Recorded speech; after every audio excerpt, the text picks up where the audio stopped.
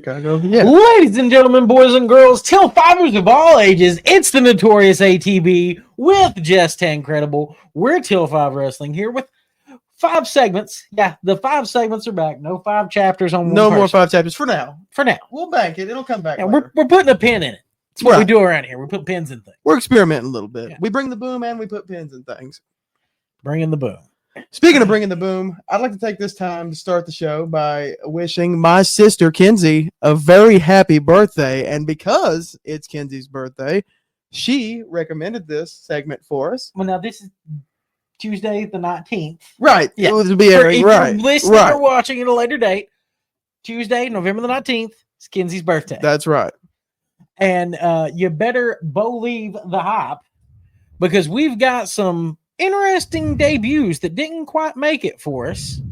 Of course, number one, you've got to talk about the only man that I made sure to put clear in the graphic, Bo Dallas. Yeah, Bo at that gimmick didn't pan it. Now Kenzie actually loved that gimmick. That's why we were talking about Bo Dallas and this gimmick or this segment came to light. The gimmick was okay. It got over better in NXT in a smaller venue than it did on the grand scope of the main roster. It probably, which I get it. It was a funny gimmick, but when he just constantly lost, it died quick, real quick for me. I'm glad he's redeemed himself here recently in the eyes of the Wyatt he Sticks. He's done some great character work. He has. there. Now, somebody else that's managed to redeem themselves, even though their debut wasn't necessarily poor, in my opinion, Vladimir Kozlov. Yeah, Vladimir's debut, he came out looking strong. He was feuding with The Undertaker, Triple H fairly early on, and then it just failed. Yeah, he plummeted after the Elimination Chamber. Yeah, he couldn't, obviously the language barrier prevented him from being able to cut a good promo. Vince does not like that. And Kozlov at the time did nothing any better than Ezekiel Jackson or someone else did. So, Well, he was on the level, I feel like he reached Snitsky. sure, he got Like to a that Snitsky upper level. mid Yeah, card, but he never, after he lost to Triple H, shocker, yeah. he dropped back down and started teaming with Santino. Yeah, And for a that while he went to pretty much- ECW for a little bit, and he was with Regal and somebody else in a short-lived stable, but it ultimately led to Santino. That was his most memorable run. And now he's an actor. Someone that doesn't really have a memorable run that also started acting is Nathan Jones.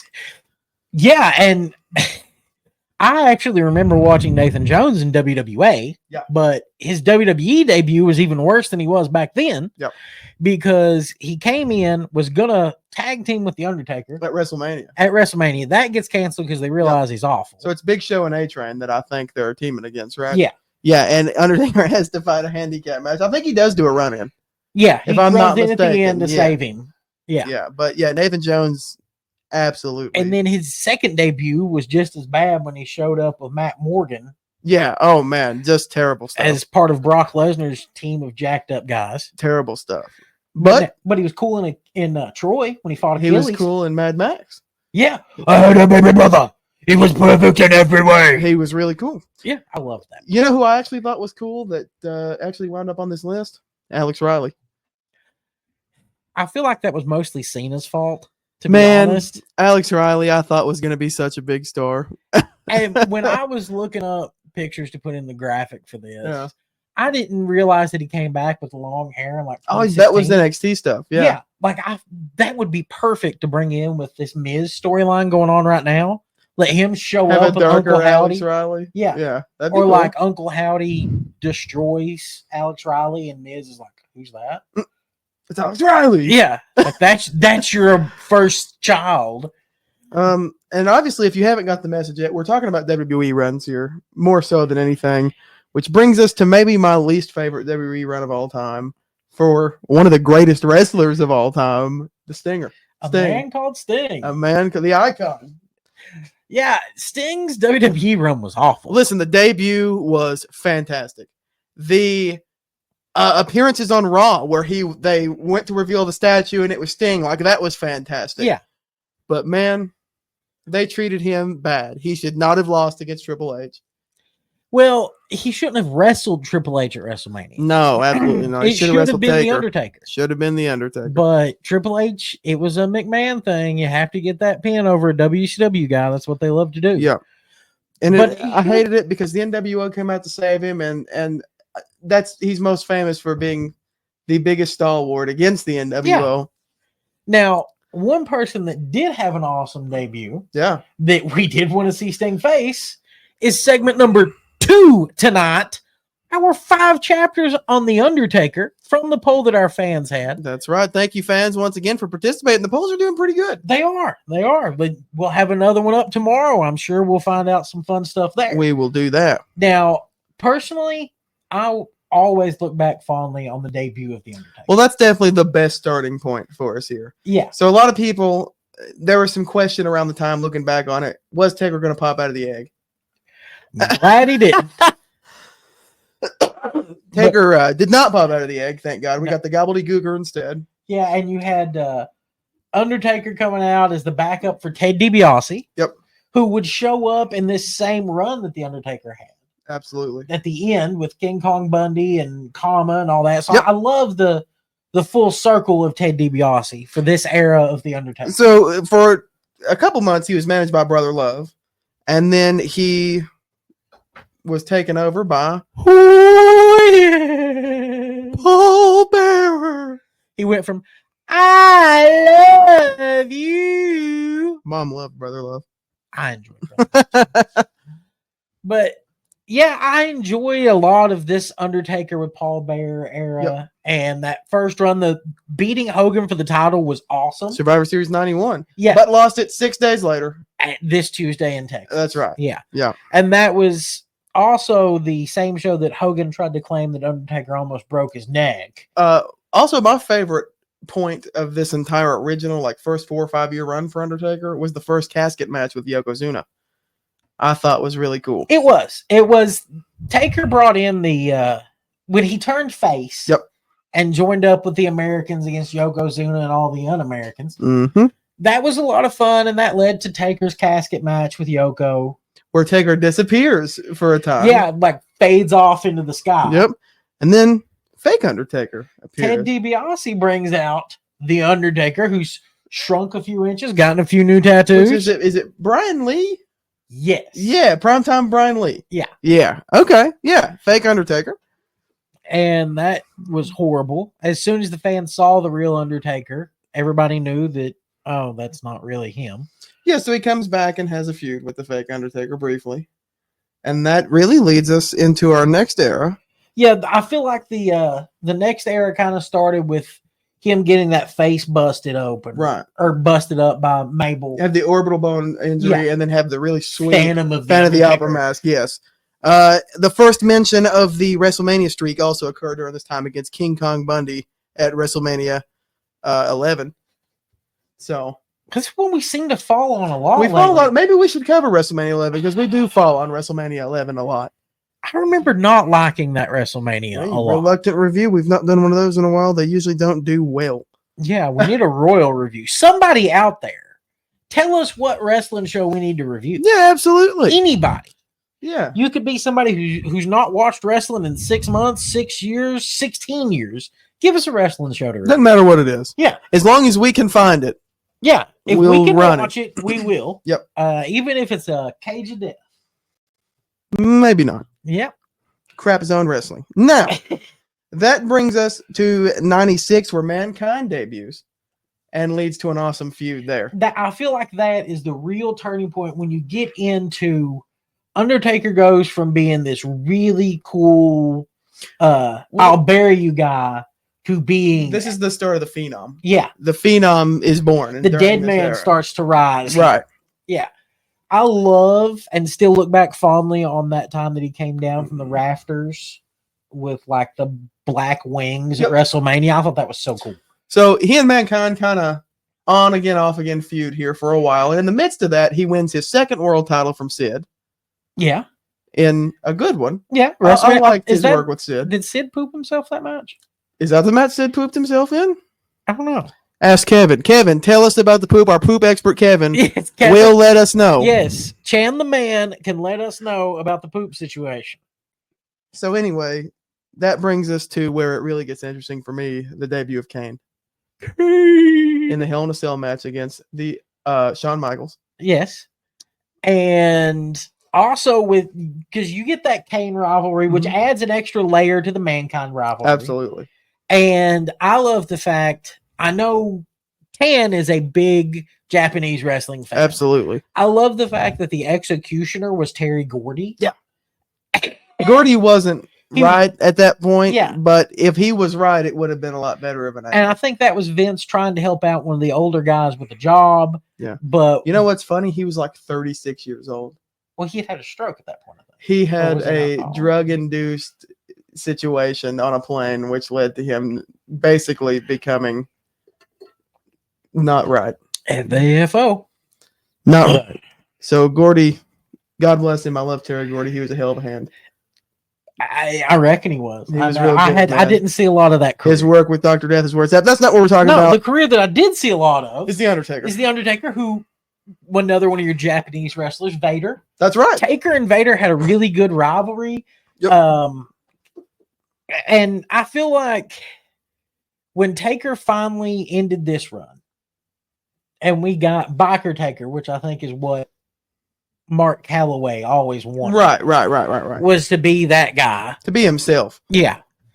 And that's honestly my least favorite era of The Undertaker. So Biker Taker, I'm not a big fan of it first. But when he becomes Big Evil in 2002 on SmackDown and as a heel, first he's on Raw, then he goes to SmackDown, he's a heel. And he has that great ladder match with Jeff Hardy. He's hardcore champion for a second. Then he becomes undisputed champion, beating Hogan again At Judgment Day. at Judgment Day. Yes. Yep. That's good stuff, man. Shot in the world title at that point. Yeah. It was really weird. To me. Absolutely. But I thought that was a good run for Taker. I really enjoyed Big Evil. Yeah, I get that. It just That was my era. It didn't work for me. Yeah, I understand. He had some really fun matches with Brock Lesnar, He did. and that ladder match with Jeff Hardy on Raw. I think that made Jeff Hardy. We already mentioned the Nathan Jones. Yeah, Situation. he tried to get Nathan Jones over. That didn't work. He brought in DDP as his stalker, Well, that happened a little bit before, but but yeah, it was during the Biker Taker Right. era. Yeah. Yeah, that's my point. early days. Yeah. But for the most part, he was trying to help establish people, but I just didn't like that character I enough understand. that I could watch it.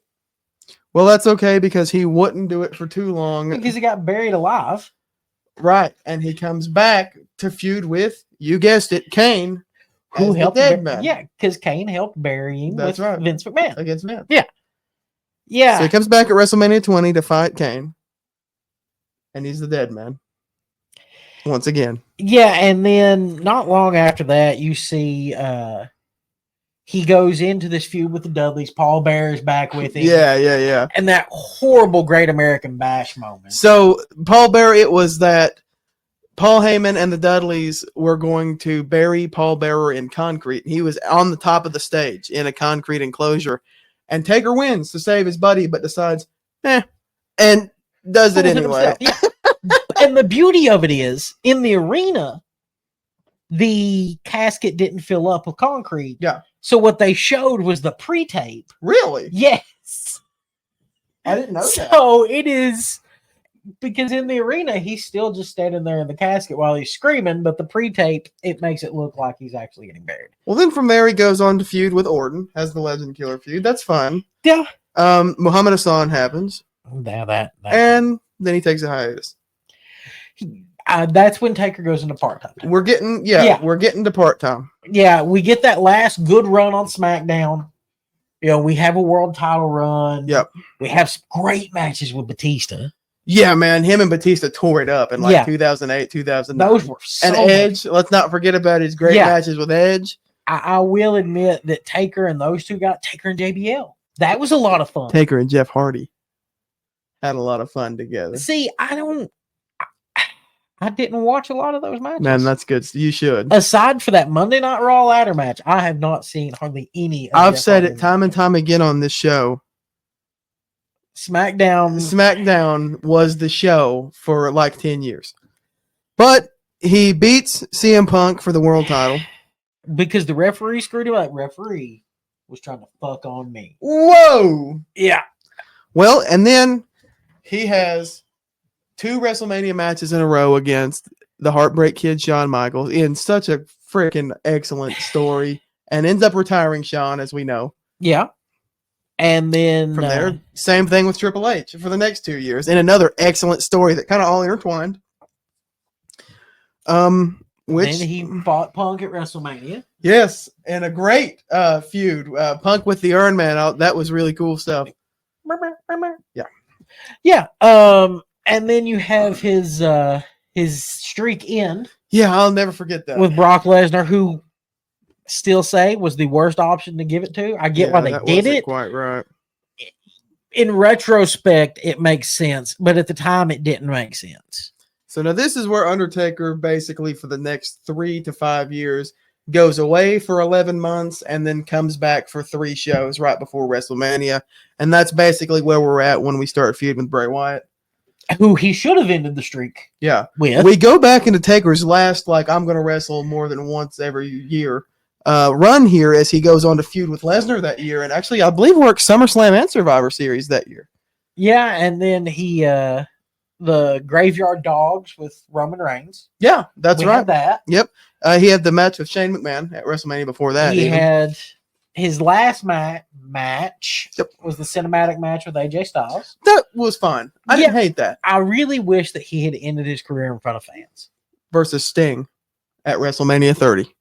You know what? He could do it at WrestleMania 45 and I'd be happy. And you I know don't what? care. From there, Wheel them out there in wheelchairs and let Sting and The Undertaker smack each other. I he don't care. shows up occasionally, but the Undertaker character is basically dead. Now he sort of shows up as American Badass Undertaker. Yeah, and I get that. He is Mark Calloway now. The Undertaker character is dead. And he gets put in the Hall of Fame, which very extremely well deserved. Who else are you going to put in the Hall of Fame? And that's it, man. Now he just makes sporadic appearances. Has a podcast. You know where he should make an appearance? I know where he should make an He should appearance. decide to make an appearance at the foothills of the Smokies and go see our friend, Hot Donna at Green Hemp Company. They're open Monday through Saturday, 10 a.m. to 9 p.m., Sunday, noon to 6 p.m. You can reach them at greenhempcompany@gmail.com. You can get some quality THC merchandise. They've got 25 milligram gummies. They've got pre-rolls. They have flour, everything you could need. The products that will help a lot, in my opinion, with depression, anxiety, pain, all of that stuff. If you're someone who wants to use it more as a recreational thing, personally, I feel like it's a lot better for you than deciding to consume alcohol or any of the other recreational drugs the world's tossing around nowadays. So get up a Green Hemp Company, get you some quality products, tell them Till 5 sent you. That's right. Well, Aaron, that was fun. You know what else is fun? British wrestlers. There we go. Now, let's talk about the Mount Rushmore of British wrestling here. I feel like you have to put William Regal on. William Regal's on. He's no question. He's on the list. He is the greatest British wrestler. I agree. You're more of a British wrestling fan than I am. So that's interesting that you say that because I watched a lot of WCPW back in the day. I've watched a lot of World of Sport, some of the old school Shout stuff. out to the guys of Butt Culture. That's right. We love you. Yes. Gets a golden up from us. We've got no eels here on Till 5. That's right. And I'm going to add Nick Aldis. Nick Aldis definitely belongs up there, especially with that NWA World Title run. Historic. Brought the company Saved back the from company. relevance. Yeah. Absolutely. And now he's finally getting the big checks in the WWE, even though he's not actively wrestling. It's cool to see him there. Just like Adam Pearce, who brought a lot back to the NWA title. I feel like that worked out perfect. And let's go ahead and throw this guy on the list. Till 5's favorite wrestler, Nigel McGuinness. There we go, folks. Yeah. Nigel, not only is he a great British wrestler, but he is a friend of the channel. And a great human being. Great dude. Yeah. Does magic tricks. Good father. There's nothing bad that we can say about Nigel. And you'll never catch us say anything bad about And Nigel I really McGuinness. hope that we get to see Nigel wrestle again. I hope so. Maybe he should be the one that pulls Wheeler Yuta away from the That'd Death be Riders. interesting. If Nigel McGuinness helped to bring Wheeler and Daniel Garcia, the two guys that Danielson loved so much, maybe that would be Maybe Nigel can restart the Blackpool Combat Club on his own with the blessing of Brian cool Danielson. with the guys that Danielson wanted in the group. That'd be would kind of cool. Yeah, there's the answer. Book it, Tony. There's your freebie. Okay. Now, if you want any more, though, contact Teal5 Wrestling and get us paid. Till5wrestling@gmail.com. Or reach us on any of our socials. Now for the last spot. We could sit here and we could say Saraya. We could sit here and we could say the British Bulldog. We could say Dynamite Kid.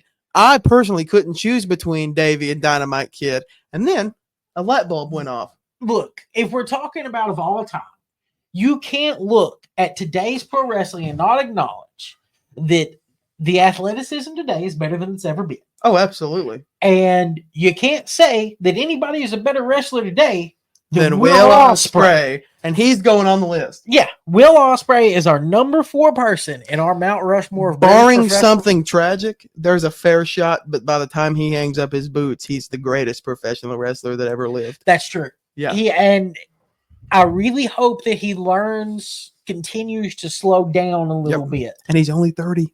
I know. He makes me feel like I've done nothing with my life. But he's on the list. Yeah, he's also on the spectrum. Maybe that's why he's done more in his life than I have. That's right. So, but no, he admits it. It's okay. It's not making fun of people on the spectrum. We love people on the spectrum. That's why Tanner's here. Okay, our audio man doesn't love people on the spectrum. Well, let's move on to the next segment. Let's go to something that we've talked about doing before. We've talked about this since we actually started the show.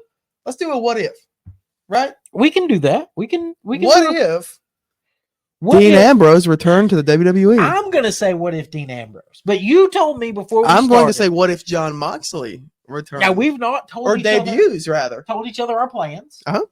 So I'm going to let you shoot first. You want to let me? I'd like to let you shoot first. So, because I am completely just going off the cuff. I am too. No plan. I've thought a little about it, but I'm going pretty much off the cuff. I would say, first off, I'm going to let this simmer probably till Survivor Series next year. You're going a year on this. Yeah, one. Okay. I'm going to wait till a year, let him ride out his AEW stuff. I don't want to just pluck him out of their universe and drop him back in the WWE. I feel like that's a little. I'm going to do it. I know you are. Because you like to just do as you wish, Thanos. So, let's say hypothetically this time next year, CM Punk is world champion. Mm-hmm. I would like to see CM Punk and Seth Rollins finally having their match. I don't want them to wrestle at WrestleMania. I want to hold that off. Wow. Let Rollins win Money in the Bank and announce that he's going to cash in at Survivor Series against CM Punk. Let Punk take credit for creating the Shield. Yeah. Because he was the man that brought them in. So Punk beats Rollins. He beat Reigns to get the belt, we'll say. So he's beat both of them, and he'll say, I brought in the Shield. I've ended the Shield. At that point, Dean Ambrose's music hits. And he comes in, drops Punk, and we build up to a WrestleMania Dean Ambrose, John Moxley. Okay. Dean Ambrose, John Moxley versus CM Punk. Okay. A pure violent match between the two of them.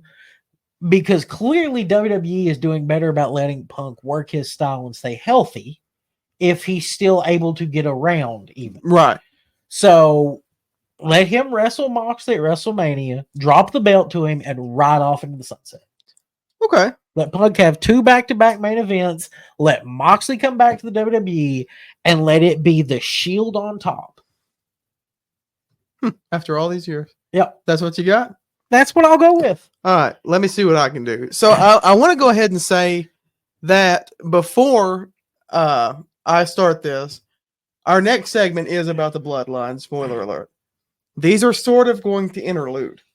So we'll just roll with it.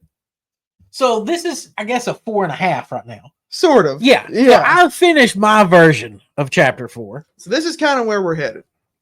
So things are happening exactly as they're happening right now in WWE. No fantasy crap. We're not jumping ahead. We're doing right now. And as it stands right now, I will say that at Survivor Series, they announced Seth Rollins is on Team Roman. Okay? Uh-huh. And they announced that Bronson Reed is on Team Raw. Or on Team Solo. Excuse me. So, Survivor Series comes. Mm-hmm. At the very start of Survivor Series, Seth Rollins is shown in a parking lot, destroyed. Okay, laid out. Okay. People are like, oh my God, what the heck? They had to find a new partner. They find CM Punk. About halfway through the show goes on. About halfway through the show, Punk's in the back, completely devastated, laid out. All right. Bronson Reed, a little later, in the back, completely laid out. The match ends up happening as a 4-on-4, which it really should have been in the first place, if you ask me. Roman goes to get the win. Okay, it's Roman and Solo left in the ring, we'll say. All right, everybody else is down. A guy comes out of the crowd. He starts making his way down. He's in a ski mask. He comes in. He starts beating the crap out of refs. He gets scissors, you know, the things, the clippers, Brutus Beefcake's tool, and he cuts it open into the cage. He comes in and he has a stare down with Roman, and he turns around and he hits the paradigm shift onto Solo. Okay? Then he looks back, takes his mask off, and Roman is shocked. And he hits the paradigm shift on Roman too and leaves. Now, what would happen in that match is that Jacob Fatu would roll Solo on top of Roman. Solo's team wins. This is Moxley coming back as Jon Moxley, and he's pissed off. He hates CM Punk. He hates the direction WWE's gone. And it's sort of like the gimmick he's doing now, but he's coming in as an outsider. So he's like an AEW assassin. Sure, sort of. Okay. Yeah. It's ambiguous. It's almost like when Hall and Nash I get that. first showed up in WCW. And if you really want to have some fun with it, he comes back with Claudio, would make it even more interesting. And Pog. Yeah. That'd be pretty cool, wouldn't it? Yeah, it would. That would be fun. Regal recruits him. There you go. Throw Regal back in the mix. That's what I've got. Okay. And I'm fine with that. What's Moxley's WrestleMania match? So that leads to a triple threat at WrestleMania. Roman, Rollins, and Mox. But so the end of the Bloodline feud is Moxley showing up at Survivor Series? The end of the Bloodline feud is Solo getting the win there. The Bloodline will continue to feud for a little bit. At this point, Moxley's going to go to Raw full time with Rollins, and they're going to have a Solo feud. Month or two later, Roman will interlude back into that after Solo gets another win because of Rock interference. Like by asking you that question, I've thrown you a curveball that's put a wrench in your plan. You did throw me a curveball, but I'm using it. So that's where the Rock comes in. Rock and Solo. Roman decides, you know what? I'm done with this Bloodline shit. I'm done being the tribal chief. This is stupid. So he spent 4 years, and then he just decides it's stupid. And then he decides it's stupid because it's just a lay. So, and then you have a cool Shield triple threat. And that's how you fix the Bloodline. No, that's how I do What If. I said it sort of comes in. Okay, so how are you fixing the Bloodline? I fixed the Bloodline by getting Roman out of the Bloodline. Get him out of the equation. So your answer is to just take Roman out of it. Roman's gone. They all need to acknowledge one tribal chief, which actually becomes Dwayne Johnson. Almost. Not as a full-time wrestler. More of he might wrestle twice a year. Well, okay. I can see this idea working. So let's say that War Games, Rollins and Bronson Reed take each other out. Right. And it is what you said, the 4-on-4 that it should have been. And the Usos turn on Roman. Yep. You have the Usos acknowledge Solo. Sammy is shocked. Sammy is devastated. Rock comes out. He lays out Roman too. Yep. So Solo turns and acknowledges Roman or The Rock as the tribal chief. Rock puts the lay on, walks out of the ring. They all beat down Roman. Sammy submits to save Roman from the beatdown. And then you proceed to let Sammy feud with Jey Uso on Raw. Yep. While the Bloodline dominates on SmackDown to take the belt back from Cody. Yep. And Jacob Fatu is built as a bigger star as well. Yes, Jacob Fatu gets the rub. I would actually give me a God Motor City Machine Guns feud. Yeah, that could be fun. And put DIY in there too. Yeah, let's have fun. Yeah, let's have fun. Let SmackDown be that company, and then you do the more theatrical dramatic stuff on Raw. You can On get away with more Netflix. adult themed Yeah. cursing and stuff Yeah. on Raw. And then you eventually let Raw be where CM Punk and Sami Zayn and Seth Rollins, Kevin Owens, LA Knight. LA Knight, those guys are on Raw. Put the actual wrestlers on SmackDown. Do it the way you used to. Put the real wrestlers on SmackDown. Well, you put I'm saying put all the Samoans on SmackDown except Sure. for Roman. I'm going to put Roman on Raw away from Roman it. goes to Raw and he gets away from the storyline. He's over. He's Yeah. done. That's fine. And That's actually where my Moxley triple threat feud occurs. Roman gets traded. Sure. So there you go. So can I? It kind of does work. Can I chip in on yours? Please. Okay. So WrestleMania, you get Ambrose or Moxley and mine. Moxley and Rollins at WrestleMania. Moxley the Destroyer. And Moxley wins. Roman walks out to the ramp, but doesn't come out at WrestleMania.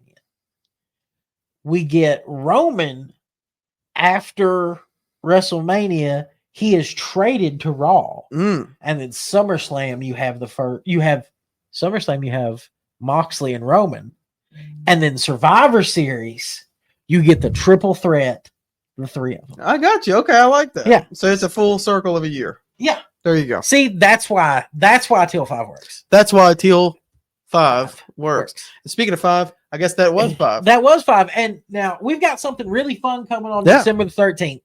We're going to have a live panel here, and we want our viewers to participate. You're going to help us vote and determine the greatest wrestler of all time. So get ready for that. December the 13th, 8 p.m. Maybe start a little pre-show about 7:30. Maybe we'll start Maybe about we'll do something like that. 7:30. Maybe Absolutely. a draft at 7:30. Oh. It's going to be a fun one. We'll That have long one. it's going to be a fun, long show. We're going to have special guests in here with us. We're really looking forward to it. You will get your deathmatch fix on the Forbidden Pod episode. It's coming. Tanner's really excited for that. Super pumped. Yep. And I love crap zone wrestling. here's a video to get you hyped for the live. Get hyped.